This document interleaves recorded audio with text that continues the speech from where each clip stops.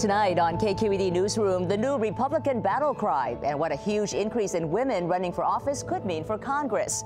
Plus, a new UN report warns that the devastating effects of climate change could be felt in just 2 decades. We look at ways to cut carbon emissions. And San Francisco's homeless epidemic. A local CEO pledges millions to support a controversial measure aimed at reducing homelessness. Hello and welcome to KQED Newsroom. I'm Thuy Vu. We begin with an emboldened GOP and a surge in women candidates.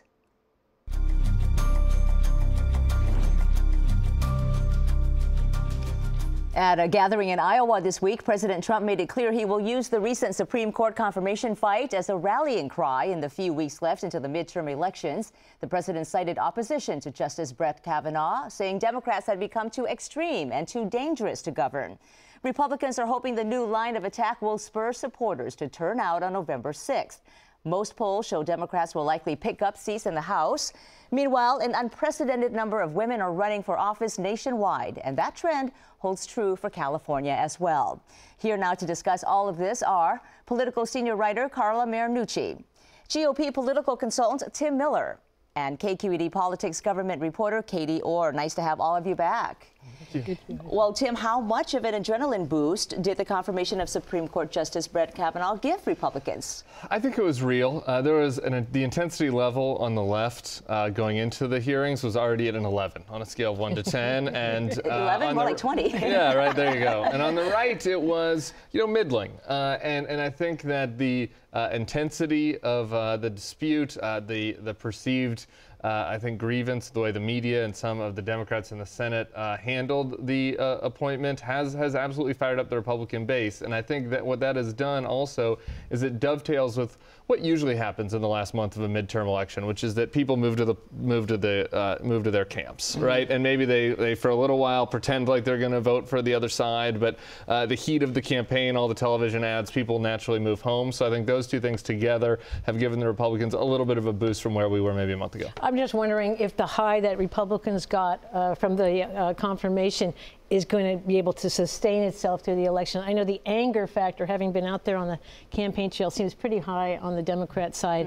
And I know that we had a Politico morning consult poll that showed that most Americans were not in favor of the confirmation. I think it was 47 to 40. Yeah. And Democrats are showing an advantage now when it comes to the generic polls, the generic congressional polls, almost 10% at this point. So it looks like the Democrats may be able to, are hoping they can sustain. It's a good point. Trump has turned us all into him. In a sense, he is like the memory of a gnat, right?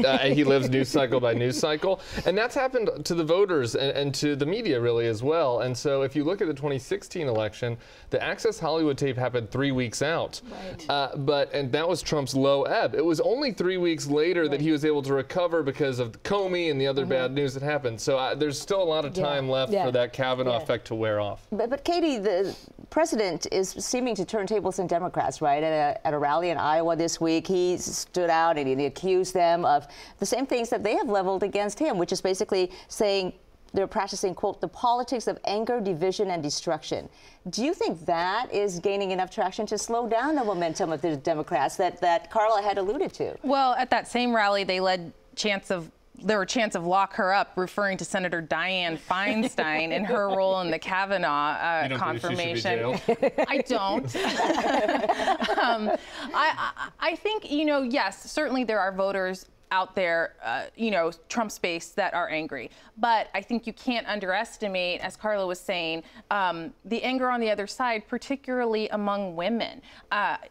I cannot tell you how many women I know just in my own personal life who were saying that they were surprised just by the emotions that hearing brought up for them. I know people who said they're not going to watch it because they just can't deal with it. And I think a lot of women are taking that anger and are determined to show their voice at the polls, as we've been seeing since the presidential election, actually. Yeah, I mean, Trump has tried to cast this in a way as kind of a Me Too versus white men and said it was a scary moment for white men. I think that is an issue that he's brought up in some of these rallies. I think by referring to some of the women's groups as mobs, wacko, those are the kind of the phrases we've heard out of Trump this week. that will only serve to energize more women voters. I've seen it out there, and even in here in California with some of these congressional races.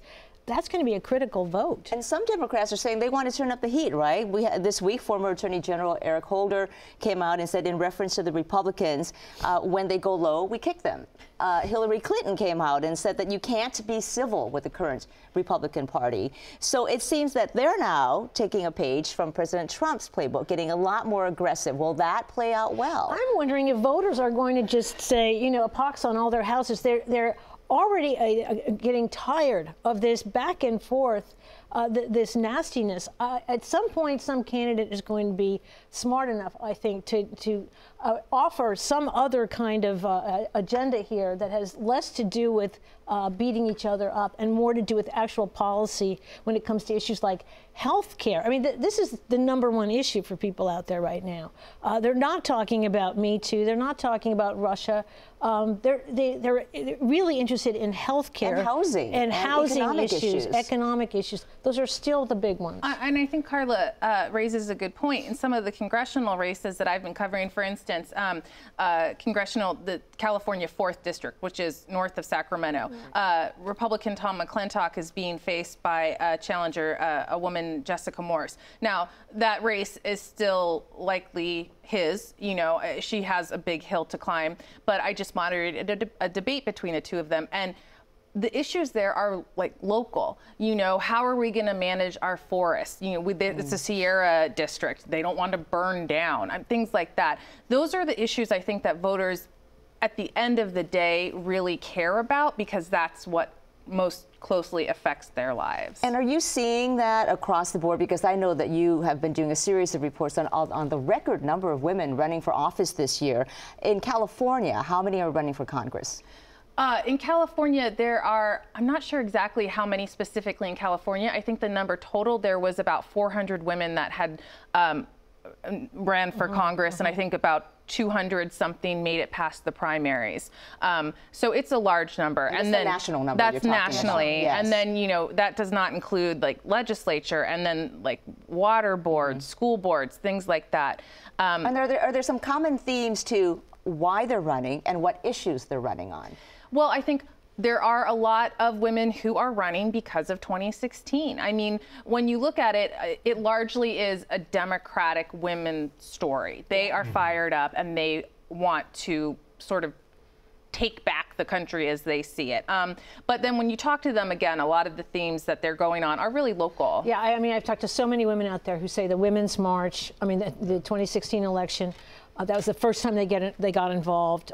Many of those women who are involved in House races in Southern California, those critical races, were energized by I do think the Trump it's a election. College-educated women's story, though. Yes, mostly yes, it's a suburban women's. Yeah. It kind of remains to be seen whether this energy exists in these kind of blue-collar districts that were traditionally Democratic Union districts that flipped for Trump, and whether the same cultural effects is happening there as you're seeing in suburban California. Yeah. And Tim, there are some GOP women running for the first time as well. In congressional races, we have Young Kim and Diane Harkey in Orange County.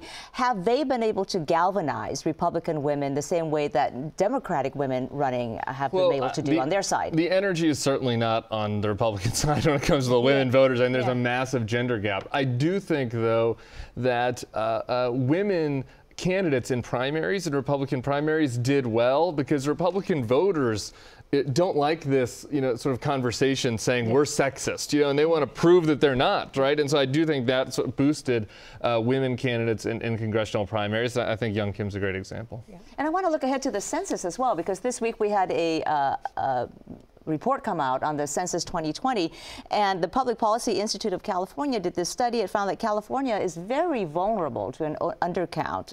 We could miss more than 1.5 million people. We could lose a seat in Congress, in the House. We could lose out on billions of dollars in federal funding. What are some of the reasons for this? There's been some suggestion this week, some reporting that suggests that in the Trump administration there were actual conversations about putting a citizenship question into the census, perhaps for the effort. This was a pet Bannon issue. That's honestly. right. The nationalists, the Bannon, the Steve Miller wing within the White House, this was an important issue to them. It seems kind of like a niche thing, but they thought that it would help in congressional reapportionment. That's right. And what happens when you put a citizenship question is a lot of undocumented immigrants don't want to answer the door. And then you have an undercount. Won't be counted. That's right. And if you're not counted, then California perhaps could lose, they suggest, a congressional seat and a lot of services, and a lot of funding. There's a lot at stake with this question, and that's why California is fighting it. The Attorney General is fighting it. Well, let's say the Democrats win control of the House in November. How would that affect their ability to perhaps make sure this question about citizenship stays off the census? I got to think that would be one of Nancy Pelosi's, and let's face it, I think she'd probably be Speaker if that happens. The Democrats here in California have made it absolutely clear this is a priority for them to get that question. Unfortunately, though, what the Democrats are really going to be able to do is bring Trump administration officials for review, because they're not going to be able to get much passed. All right. Carla Marinucci with Politico, Tim Miller, GOP political consultant, and also Katie Orr, our very own KQED politics and government reporter. Thank you all. Thank you. Moving on to the environment, devastating wildfires, droughts, and more severe hurricanes are a few examples of extreme weather events linked to climate change. Now, a new United Nations report finds things are much worse than previously thought. It warns the most severe effects of climate change could start being felt as early as 2040. For many of us, that's during our lifetimes.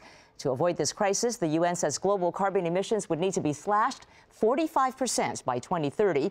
But meeting this goal would require a global commitment to phase out coal for electricity production and replace it with renewable energy. Joining me now to talk about the findings is UC Berkeley energy professor Daniel Kammen. Dan, nice to have you back with us. Well, thanks for having me on. We'll talk about the UN report in just a moment, but first I wanted to ask you about the awful destruction caused by Hurricane Michael on the East Coast. How much has climate change contributed to its ferocity? Well, we don't know for Hurricane Michael yet because it's still unleashing its damage, but the first scientific papers are already in on Hurricane Florence just a few weeks ago in the Carolinas. And that storm was 50% warmer, 50% more damaging because of climate change and because of the extra heat in the ocean that we're seeing. So 50% has caused a great deal of those surges, the damages. We can expect similar results from Michael. Well, let's talk about the UN report as well, because it's kind of connected. It's very comprehensive, this new report, involving 91 scientists all over the world who analyzed more than 6,000 scientific studies. In fact, they looked at some of the studies that you have done. That's right. What is your take on their findings? Well, if anything, I would say they've been conservative. And they've been conservative because they need to be. The IPCC, which shared the 2007 Nobel Peace Prize, they only work from published papers. So some of the papers that came out of my group and many others were utilized as input, but they have to have been published a couple years ago to make it in. And with the rapid impacts of climate change happening day by day, some of the most recent results are even more scary than the ones a few years ago. So they've been conservative by design, but even so, they paint a very bleak picture.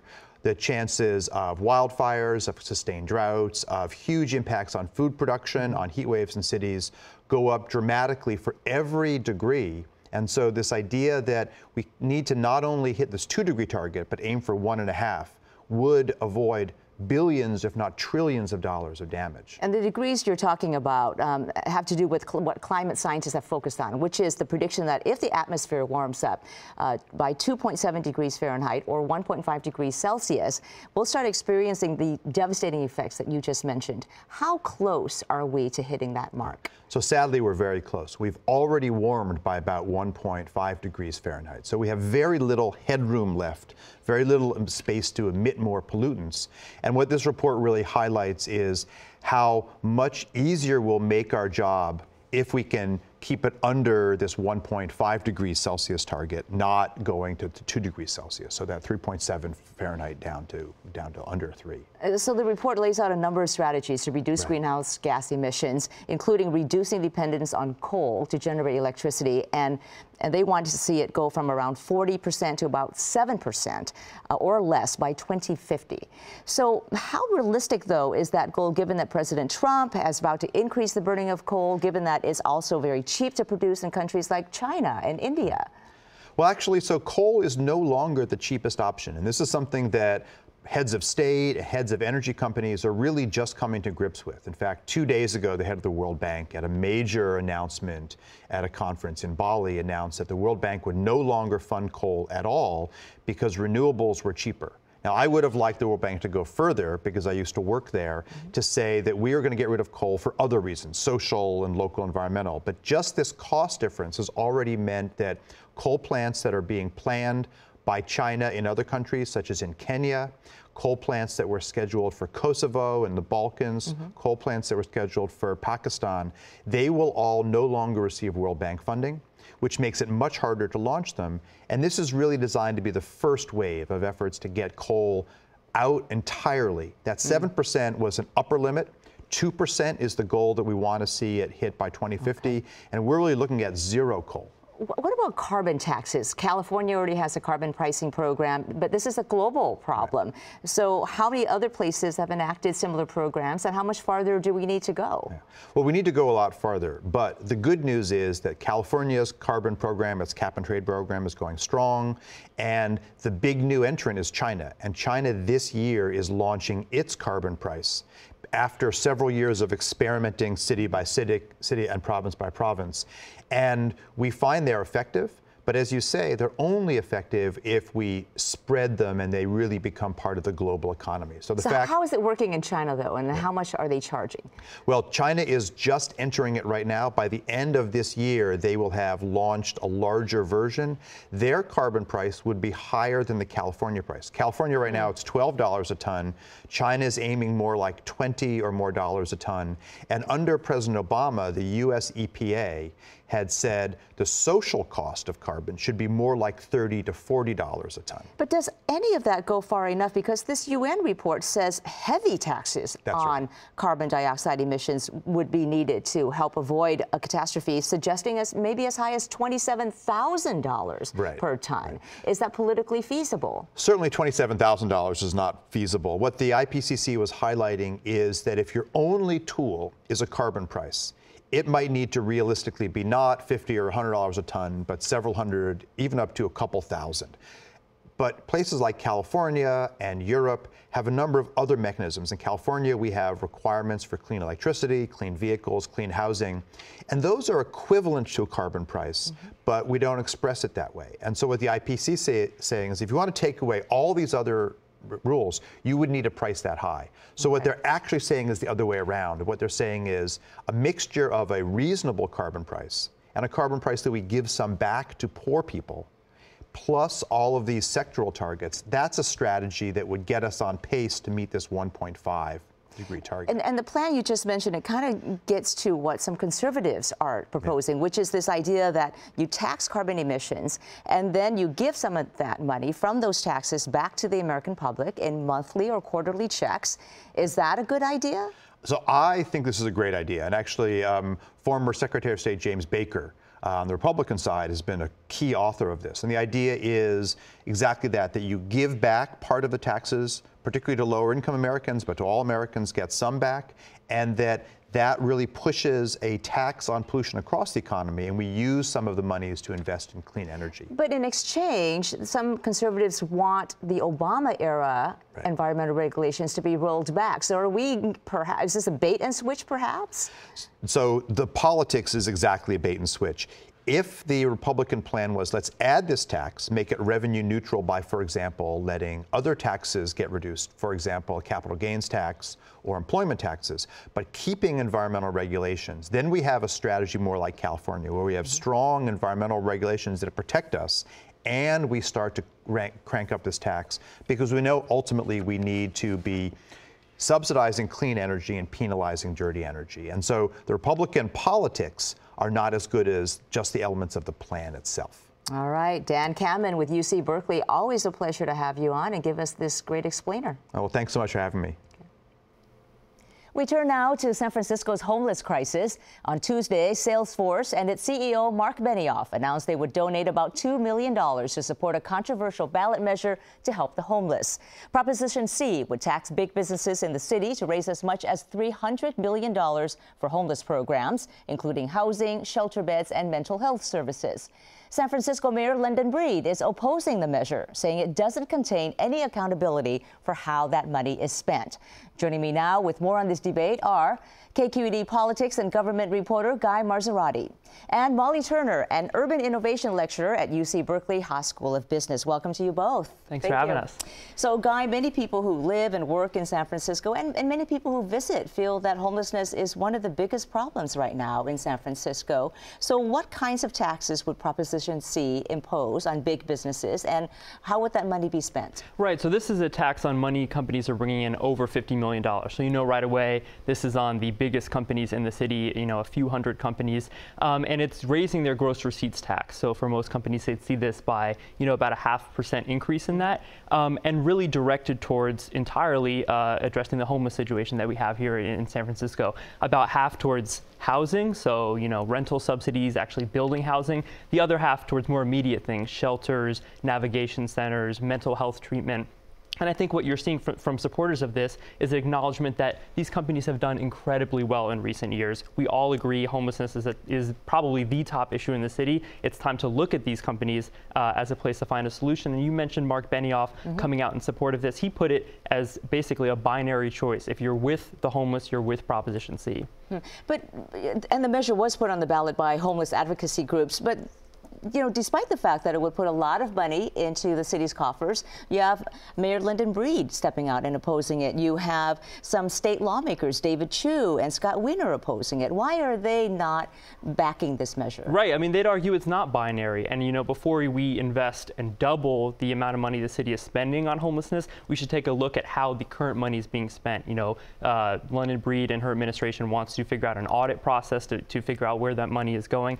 And so that's the policy aspect of it. There's also the politics of it. I think if Proposition C passes a couple years from now, voters are going to judge its results on Mayor Breed and how her administration is able to spend that money, not on homeless advocates. So from the perspective of Lyndon Breed, she wasn't at the table crafting this measure. She didn't, you know, put it on the ballot, but she's going to be accountable ultimately for whether this homeless crisis gets solved. So therefore, she's not invested in it. Molly Turner, what is your take on Prop C? Would all this money, $300 million, make a big difference? So it would almost double the budget that the city currently has to spend on homeless services. So it would have a significant impact. And the city economist recently issued a report saying as much. He also said that it might have a small but significant impact on jobs and on the city's GDP, estimating about 0.1% of jobs in the city could be lost from this by big businesses deciding to move outside of San Francisco because of the increased tax rate. But it's really hard to know what the impact of reducing our homelessness crisis on the streets would be on business in the city. We've already seen, for example, that some conventions are pulling out of the city, citing the homelessness crisis as the reason. So it's a difficult thing to weigh. Do we even know, does the city even have a good handle on how the money that it is currently spending is being spent? Because San Francisco's homeless population has pretty much stayed the same despite hundreds of millions of dollars poured into it over the past decade. It's, you know, hovered around 7,000 or so every year. So through the budgeting process, the city has allocated funding to the recently formed Department of Homelessness and Supportive Housing over the past several years. So the city has a good sense of how much it's spending. However, I believe that the mayor's referring to the newly installed ONE system, which is a database that essentially tracks how each individual is being kind of funneled through the system of a variety of services and how much money is being spent on each individual. And once that system is up and running, the city's going to have a much better sense of exactly how much is being spent on what kinds of services for what demographics of the very diverse homeless population. But I mean, we can agree it's an ongoing struggle. I mean, the way we even figure out who is homeless in the city is by sending volunteers out every 2 years to do kind of a point in time, not a really 21st century approach, but, you know, again, but the real issue is, can you track from when you find someone is homeless to really tracking how the services they're getting and how those services are doing? And Molly, are there communities that are doing a good job of that? I know that you did a very comprehensive report on homelessness for SPUR, the San Francisco Bay Area Planning and Urban Research Association, where you looked at homelessness in the entire region. Are there communities that are showing some success in how they tackle this problem? Certainly, in the South Bay and Santa Clara County, they actually created this system, which is called a coordinated entry system, which is what San Francisco calls the one system, to better track their spending on homeless services. They created that a couple years ago, and already that's showing some results in helping them measure the impacts of their spending. Further south in the state, Los Angeles passed a measure last year increasing exponentially the amount that the city and county funds homeless services. And there's a lot of hope that that's going to result in an extreme reduction in homelessness in Los Angeles. And Guy, San Francisco isn't the only city, obviously, with housing and homelessness issues. You've covered also other measures on the November ballot, specifically in Mountain View and East Palo Alto. They have their own measures that would tax big companies as well to address some of the region's biggest problems, housing and transportation. Is there a growing movement to hold companies accountable for the economic inequities that we're seeing? I think there absolutely is. I think these measures are evidence of that. And especially when you look kind of at the trend of how cities have gotten money for things like housing and transportation. It used to be the federal government would be putting money towards, urban development. That's not the case anymore. But what is the case is, corporations last year got a huge corporate tax deduction from 35% to 21%. So the corporations are getting back money. And I think with these cities in Mountain View, it's Measure P, trying to direct money towards transportation. In East Palo Alto, Measure HH, which is another affordable housing measure. They're really looking at these companies and saying, hey, you've done very well with the federal government, with tax reform. It's time to spend some of that money locally. But Molly, don't some of these cities, if they're saying that, don't they risk, though, alienating companies that are already in the city or discouraging new companies from coming in? Sure. The city economist's report actually found that there is a risk that companies will pick up and leave the city of San Francisco in search of lower tax rates. But I would say that San Francisco and the state of California have historically had very high tax rates compared to the rest of the country, and that doesn't seem to have deterred businesses from moving here or forming here. The cost of doing business in San Francisco is extremely high. Taxes aside, just the cost of living and transportation for its employees is very high. And so I question the extent to which increased taxes will actually impact location decisions for businesses. All right, we will leave it there. Molly Turner with the UC Berkeley Haas School of Business and Guy Marzorati with KQED. Thanks to you both. Thank you. And that will do it for us. As always, you can find more of our coverage at kqed.org/newsroom.